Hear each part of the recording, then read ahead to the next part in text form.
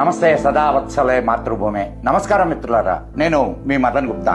ఇప్పుడు చెప్పబోయే విషయం చాలా ముఖ్యమైనటువంటి విషయం మిత్రులారా. ఇది మా విజ్ఞప్తి కూడా. భారత జనగణన సెన్సెస్ మార్చి 2027 వరకు జరుగుతుంది.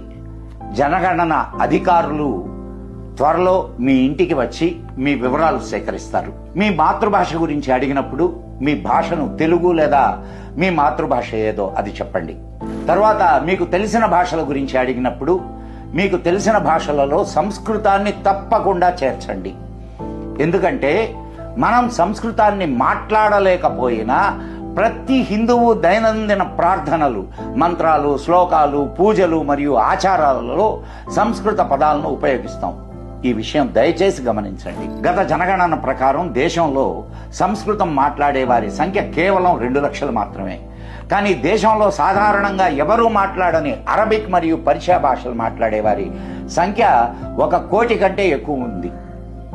అలాగే 15 కోట్ల మంది ఉర్దూను ఇంట్లో మాట్లాడుతున్నట్లు నమోదు చేశారు. ఈ సంఖ్యల ఆధారంగా వారికి ప్రభుత్వ సహాయం మరియు నిధులు లభించాయి.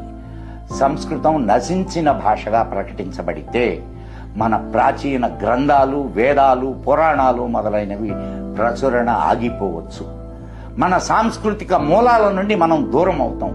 చివరికి మన పూజా విధానాలు కూడా తగ్గిపోవచ్చు. మన పండుగలు కేవలం శబ్దంతో కూడిన డీజే పాటలకు మాత్రమే పరిమితం కావచ్చు.